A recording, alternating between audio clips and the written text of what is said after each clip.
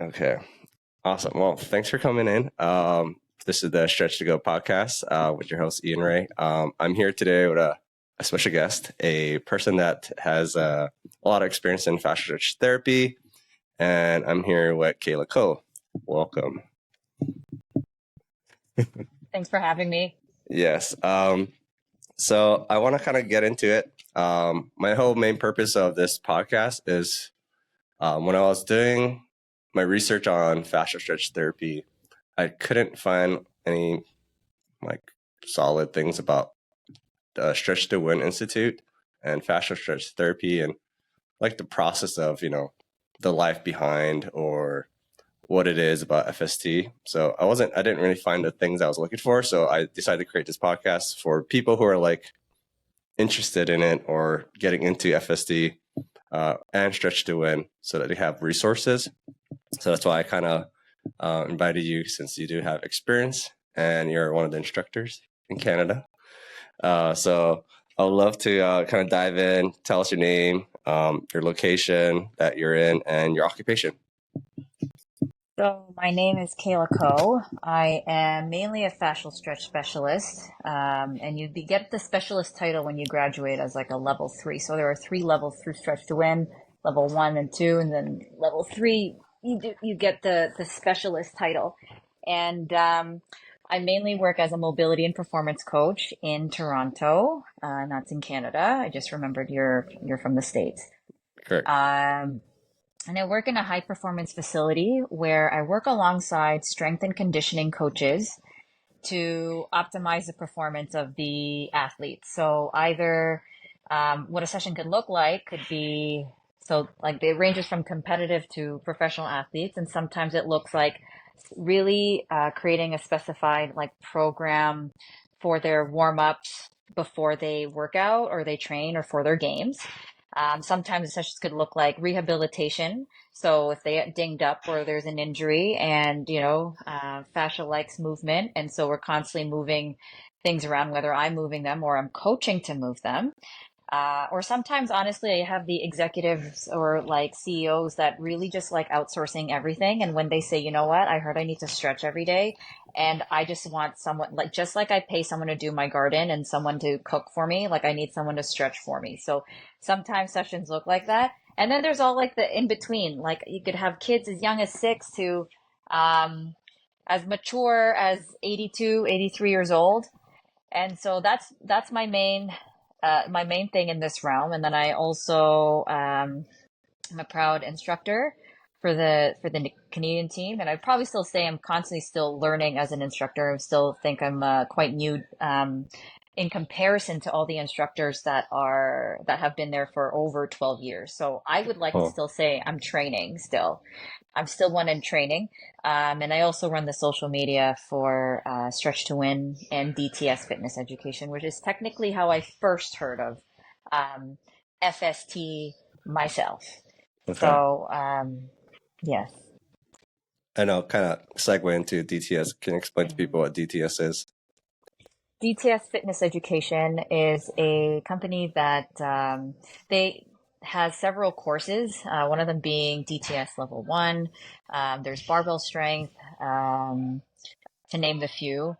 And I think the mission of that company, an education company, is to just teach people how to have a life of pain-free living. So how to promote longevity and pain-free living. So the founder of Stretch to Win Canada, which is Kevin Darby, his main company is DTS Fitness Education. So it's just I think it's a really great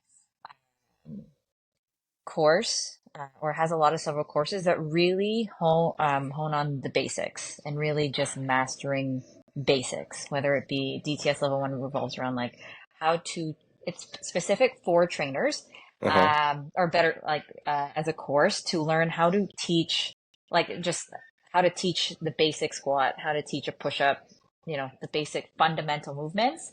Really just teaches you what to look for and how to teach it, and how to really encourage trainers to even encourage their own clients to really have or just to connect them to something that they want to do for a long time, I would say, and connecting back to their goals to like when it comes to working out. Got it. So yeah, Okay. yeah. Um, so kind of take me back to your story beginning of how you got into FST, even I guess as a mobility specialist. How did you get into that? Actually, this is a long story. So do you want like the super long one or like a super short one? Like, Enough for someone to understand, or they understand that, okay, this is where you started to now where you are. So you can make it short or long as possible. so once upon a time, I actually, I'm a daughter of first gen immigrants from the Philippines, and they had the Filipino dream of me becoming the nurse. So once upon a time, I was in school for nursing and did about 3 years of it. And it was in one of my placements as a nursing student, where Oh, I was placed in a rehab center. And on the unit, most people had actually everyone either had a knee replacement, a hip replacement, or amputation. mm. And then we kind of just thought like being naive, like I'm talking, this is like 15 years ago, and being naive as I was like, if not injury, like how people get their knee replaced, their like hip replaced, like they get their foot cut off. Like how do you get to a point where like how do you not get here? And I was just mind blown by the main diagnosis that contributes to these um, surgeries. The main one was osteoarthritis. As a student, you have to learn an understanding. Okay, osteoarthritis is inflammation of the joints, and I'm thinking like, I just heard my parents say they had osteoarthritis. Like, does that mean it will like result in this? So, anyways, and I have to say, just because somebody has osteoarthritis, it does not translate to a hip or knee or joint replacement or an amputation. And then, second off, a lot of the patients there had diabetes type 2.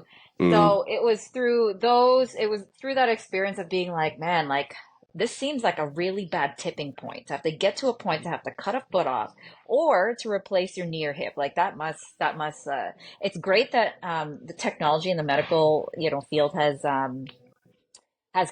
found a way to increase people's quality of life, but it was Hmm. like, oh my gosh, like how do you not get to this tipping point? Okay, so it had that ball rolling of like, okay, I just kind of want to go on that other side. And then my second placement, okay, and this is where what kind of really segued it is that I was placed on a bariatric floor where most of the Hmm. people there were 300 to 400 pounds. And a lot of the things that would have to, again, post surgery, they either had some sort of gastrectomy where they had to cut off part of their stomach, or a gastric bypass where they cut off part of their intestines and sew it back together so that they can not eat so much. And Hmm. so here I'm thinking, look, I know that there are hereditary genetic things that can happen to a person which end up in a hospital. But there are some things that are a result of, I think every action has a consequence. Yep. And I was just like, how do we just not get to that tipping point? Because I was just like, we all started from like the tiniest egg and the tiniest sperm cell. And like, what would have to happen? What do I not do to get to 300, 400 pounds? And I know there's all sorts of things around that. So it was that where I actually decided to not continue nursing, unfortunately. Was disappointed in my parents. And then, ended up finding a career as a personal trainer, and just to accelerate the story of how I got to where I was at is just as a personal trainer. It was just one of the ways that I could help promote health Hmm. and well-being without like before it's too late. Like a lot of the clients that I had in the beginning was like, I just need to get stronger. I just need to um I just want to train so that I can become a cop. My son, my younger son said that he wants to continue going on walks with me. So it was more uplifting. And then I realized that yes, strength training is fun and all that stuff, but like man, mobility isn't everything. Like you Hmm. need mobility to do the most basic forms of movement. And, nowadays mobility is like one of those, it's like an indication of longevity. Like you need it to get you through a plateau. You need mobility to literally just to do anything. Like, so Yeah.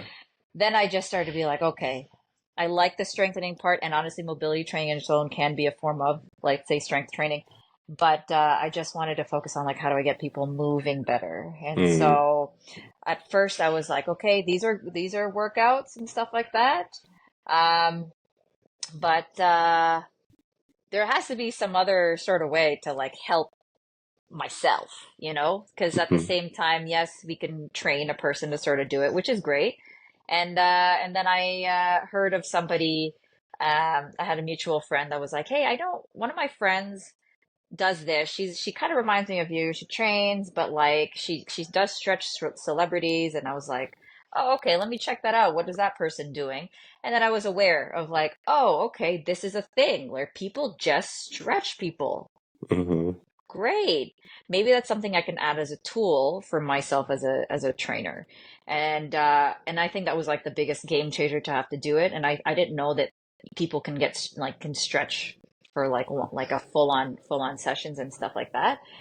So yeah, I pretty much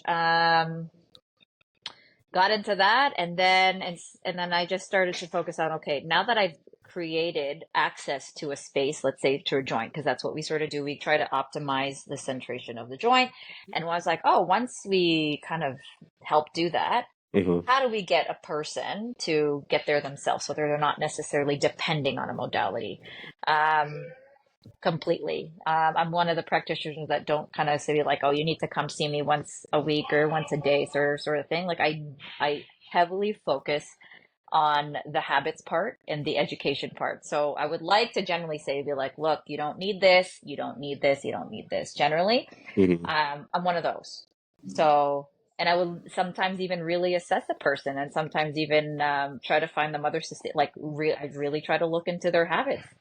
And so as a coach, I realized through time that yes, I could, even though I can help a person sort of move, I really do focus on what they should do afterwards, and also, yeah, how to integrate it into their habits, and hence why there's like mobility and performance, because sometimes it's just so integrated, just how you're seeing things and why somebody does things and stuff like that. So anything that revolved around, and because nurse, as much as nursing was challenging Mm-hmm. as a course to do, I definitely like doing things with my body in terms of like movement. So anything that had to do with mobility courses, some I've done, like for example, such as like animal flow or FRC or something like that, where they really try to teach a bit more on mobility. I'm a huge sucker for all of those, and as my form of learning, just and also going through something myself. So Sure. I think that's where kind of niched sort of down to being more specific, not just a general trainer, not just a general practitioner, but Mm-hmm. really merging both worlds, and that is how I am here. Mhm. So it took you a while to just kind of get into this niche, into this space where you're happy, where you find a lot of success, and you're doing things that you wanted to do. Obviously, with the missions that you have of helping people move better, um, I think this is kind of that's awesome that you found through details, and this kind of funneled down to what you're doing now as a movement specialist, mobility specialist. Correct. Yeah. No, I really feel like it's honestly something that I could probably do until I die. And I think a good indication for me of even just my own health is if I could still do this until I die.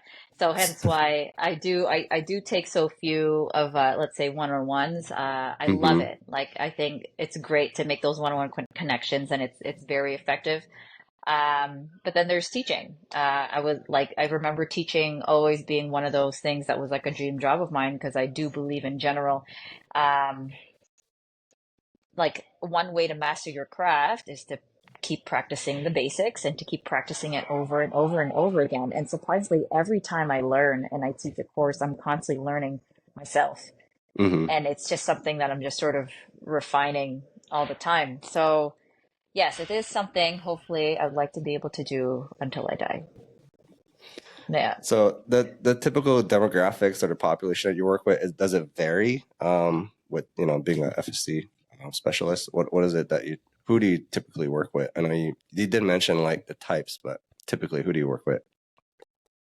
I feel like anyone and everyone that is cleared to move by at least a medical professional, or like has not indicated that a medical by a medical professional that they cannot stretch. So assuming my demographic, it could be, I think a bulk of it would be competitive to professional athletes, all Mm-hmm. ethnicities, all ages, all races. Um, and then there's literally the elderly, because some of them, they just need to be mobile, and sometimes they don't realize they're not used to moving in different planes of motion. Mm. I think as we get older in general, and they're more sedentary, they're moving constantly in one plane, forward, backward, up, down. So having somebody even just move the joints around just in different ranges of motion, or planes of Mm-hmm. motion, is just good for somebody that is aging and as they're getting older. So even beyond 60s and 70s, actually another chunk, I would say majority, if I were to split half and half, I see a lot of people over 60 or a lot of competitive athletes. Those are probably like the main bulk of what I would see. And then there's obviously the in between, where um, I will point out that I do not fall under a main governing body of as a practitioner. So I'm not an RMT, I am not a chiro, I'm not a physio, and so um, when something has is not covered by Mm-hmm. medical benefits, um, a lot of my clients tend to have disposable income. And a lot of ones that I attract are a lot of business owners, in which case they're CEOs or they're successful entrepreneurs that, or just they just have a budget for something disposable that they can outsource to. Like I want to outsource they outsource their stretching as they would outsource their cleaning, sort of Got it. thing. Okay. Mhm. Um, you mentioned about how the DTS with Darby training system and how that kind of segued into FST. Is that, what were your initial thoughts when you first like got involved with, you know, Stretch to Win? Like, did you have any hesitancy or like initial thoughts of like, I don't know if this is something I want to do, or maybe this is, I am interested. Truth be told, I did not even know Stretch to Win in itself was a separate company from like fascial stretch therapy. Mm-hmm. Either I knew it then, but when I was looking for a stretching, call it course that's being offered, I was trying to find the course that was being offered at the time. This was before COVID. It was offered at DTS Fitness Education. So that was Oh. the first link that I first heard of. I didn't look into Stretch to Win Institute Mm-hmm. before that. It's just I wanted to know where can I learn the best and the most like a thorough course that had to do with some form of assisted stretching. And while there's a lot and there's a few, and I have done a few, um, I think at the time it was the only one that was available that was like 5 days. And I was like, okay, that seems pretty thorough. As a course, to have all those practice hours to actually be a practitioner, versus like just the weekend thing or 2 days or a day. Yeah, that's true. hmm So, I think that's one thing. When I was looking at, the of course going to auto down to Arizona or up in Canada, but I chose Canada because it's one, proximity closer, and two, I've never heard of stretch doing Canada. I heard of everything down in Arizona, but I was curious to see like what the difference was. So because everything I saw was practitioners who had skills or they learned it from SCW in Arizona, but I never heard about Canada, so that's why I kind of went there. Just took on a whim. But level one. yeah, to do my level one. I'll probably go to level two over there in Canada because it's like I said, I think I built that foundation. I know the instructors well. I'm comfortable there. I mean, I could go to Arizona and learn from Chris and Ann, but I think I don't know. For me, it's something like if I start it, I'm just gonna finish there. So That it's crazy. Only just because, again, like when I first started, when I got certified, it was like literally my colleagues, yeah. like the same ones, like the other instructors. They were the ones that technically had taught me. And so to do like level one, to do level two, and I was, now level three Mm-hmm. will be coming next year to Canada, but before, I had to travel to Arizona to do my level 3. And honestly, it's great to meet Anne. You like Anne and Chris, you have to meet them like once in your lifetime. Yes. But they're the only ones that teach level 3 anyway, and they're now doing it in Canada. So I mean, it is closer for you to go, not versus across, but Yeah. yes, but yeah, but yeah. No, I totally get it. If you technically for me, if I kind of went with what was closer, so Hmm. it wasn't even just like, oh, what I if they taught it here, I would have at the time I would have picked like, okay, whatever timing works. But I totally get it. If you like the instructors in Canada, it's great. You also mentioned like how you include fascia stretch therapy. But how do you have current clientels, or do you find new clients just based off of referrals? And how are you including FST? If it's just stretch, or are they already PT patients that you had and you're like offering it? How are you offering FST with them? I've had some of my clients um, from literally 14 years ago. Some of them are so like they're well into their 60s and 70s. And I would say some of them are reoccurring. And honestly, I would say it's actually harder to maintain some clients than, Mm-hmm. or sorry, to make new ones than to maintain some if you really just focus on them. But for them, it depends. Like some, I think it's more for like, I really want to jackpot with some of them just because, I can't say it's just myself, but like they're just my lifers. Like they're just like, I'm just gonna do this till I die. Um, so if anything, I have had some like existing clients. I've had clients come at different stages of life. I Mm-hmm. know them when they were, trying to train or get coached, I would say, before they got married. And this was before when I was mostly focusing on different sort of things, like mainly training. But as I've niched down, I get a rotation of certain ones, but they come in like, for example, they're off season, so it's more Mm. frequent. Let's say if it's an athlete, and then in season they're gone. They have to travel to wherever their team plays, sort of thing. And then after that, next off season, I'll see them again. And then sometimes I would probably say referral. And when you're connected to a facility, then you kind of, again, I work alongside strength and conditioning coaches. So whatever their turnaround is for their athletes, sometimes I see that, and that's my rotation of athletes. And honestly, a lot of people find me online. Mm-hmm. As ironic as it sounds, like I'm really not a social media person. Really not. Ah. I know. I really am not. However, Uh-huh. it's an easy business card. Like it's Sure. like sometimes, when you say like, oh, this is what I do, by the way, um, they'll be like, oh, you stretch faces or something like that, like it's just it's not something people see. So normally just be like, I literally just take a few, just I honestly post like once a month or something like that as posts, but as stories, yes, I'll be a bit more current just because that's one of the ways to connect with clients sometimes, or just other people, or even just friends. Mm-hmm. uh and it's just, I do stories and they're just gone right away. But I'm not really a big, I know it's ironic to say that I'm not really a big social media person. However, I do strategize for and create content for education companies. But yeah, but some people, honest, I think whether it be referrals, I actually get more people that find me just online, That's random. crazy. It's random. Um, Yeah. so share with me some of your wins or success stories that you had with clients using FST. Like maybe something that's recent that you've seen with a client that they had from bad to now they're doing awesome. Can you share with us some of your success stories? I'm gonna go with a very like a very not uncommon one. I Okay. mean, it's okay. It's uncommon in general to what I would probably say you might see in an FST session. Okay. Sure. However, I still identify as a coach more than a fascial stretch therapist. Okay. So Okay. we do teach that sometimes talking in sessions is, almost out of bounds. Like it's really about their session. It really Mhm. just is.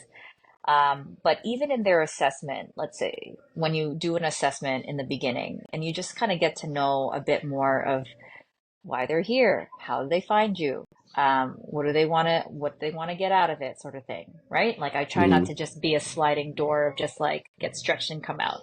I do focus on the coaching part, and I'm very clear about that in the beginning.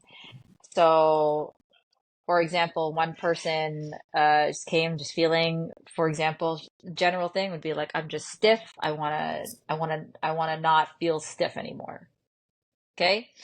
Then you ask sort of deeper, but here's my thing though. I'm always just like, okay, you like feeling stiff. It's like, well, what do you want to not feel stiff for? Mm-hmm. I know it could get too personal for some people, but well, I, that's my sessions. Free, just that, disclaimer. So, and they're just like, well, because like I can't even like bend down, for example, or I can't even bend down till I don't know whatever it is, whatever that what was that one most recent one? Because I almost feel like this is how it kind of always gets to. Okay, cool. I start moving things. You do their pre-assessment. You watch them. You watch how they move. You're on the table, and this is with, let's say, a client. And then after that, you're going through their stretches. Okay, you're going through assessing them, and it's a bit quiet, and they're breathing. Mm-hmm. And then afterwards, sometimes you just see. Sometimes they'll ask something. And here's the thing that I find: if it's a person that has never been stretched before, they're stiff. You tell them to try to breathe, they get like conscious. So my one of my strategies is honestly talking, because then they don't think about what's happening to them. Got Again, it. it's not for everybody, but I talk. So sometimes I just sort of be like, okay, well, at, getting to kind of fast track the story. I think this is what I probably enjoy the most. Would probably be like, when's the last time you didn't feel so tight or something like that? Or didn't feel like, it hurts to really like bend, or you feel like you can't really bend well. It's like, when I was just, when I was, when I was young and I was playing maybe more sports or something like that, or I joined a club and now I just don't do that anymore. I'm just so busy working. I'm just so busy sitting because I have to provide or have to do something. Let's say I have to provide for my family, otherwise I can't retire or something like that. And then I was like, Mm-hmm. okay, well, what would you do if you even retired? And they're like, you know what? I have no idea. Okay, so then you're working hard to retire, but what what would you even do if you retire? Like, do you know? And they're like, well, no, I actually haven't thought about that. So I was like, so then why are you working hard to retire? I'm like, well, you know what? I don't know, actually. Well, I guess maybe because then I don't have to really work. I was like, okay, great. So if you weren't working, what would you be doing with your time? I was like, you know what? I'd probably play some sports. I'd probably play with my kids or something like that. And they're like, okay, then why don't you? You know what? Mm. I don't know why. I actually don't know why. All right. So that, for example, so it kind of gets to that. And then I was like, okay, so if money, even wasn't really an issue, what would you be doing with your time? You're like, you know what? I would just be playing with my kids more. And it's like, great. When was the last time you played with your kids? I haven't. And like, Mm. I don't think I have in a while. And then it's one of those things where just like, now they're just thinking about what they kind of want to do. And all of a sudden think they're just letting me move their body now. It's just like, there's less of the apprehension sort of thing. Uh-huh. And I think it's one of those things where it's just like, yes, I think I just don't like feeling tight, because now I just feel like I can't do things with them, but I didn't even know I really wanted to do things with them. So I think it's whatever I'm doing to a person, whenever they get to this moment of just like, oh, I want to move better because I want to play with my kids, or I want to move better because, like, you know what? If I can, then I can play. Then I know I can keep up with my grandkids or something like that. Or a lot of the things, it's like the aha. I'd be like, oh, because then if I actually go on vacation, I don't just have to sit on a beach. Like, I actually want to go and hike this trail with my wife, or I want to just hike this trail on my own. And those are different things that I love seeing as even success feeling, just like, wow, I really, first of all, FSTs in itself, once you do it right, really with care and slow and intention, and it's so simple, they'll Mm-hmm. feel fine.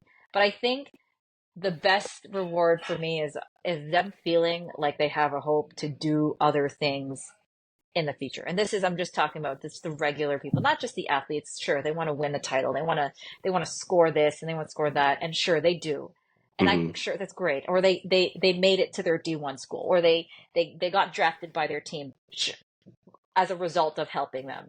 Sure, those are great, but I find the most reward of them just realizing something that will help them keep going. Because honestly, in this world right now, I feel like a lot of people just don't have hope, Yeah. or just, yeah, or they're just like, they're going to go into another thing and they'll just keep finding another thing. I just want to get stretched. No, you know what? Maybe I just need to have a cocktail day, or maybe I just need to have a massage, and maybe I just need to sort of have this, when I really, really think it's just important to have people connect whatever it is that they want to accomplish in your session to something in life they want to do as a long term, as like for a long time, or something they Mhm. want to do physically. And that's the biggest thing I would say for me. So in terms of the successes, it would be like the last person that just said that, like, oh yeah, I really do want to spend time with my kids. That kind of thing, just being as a mom, as a family one, for one to do that, encourage family.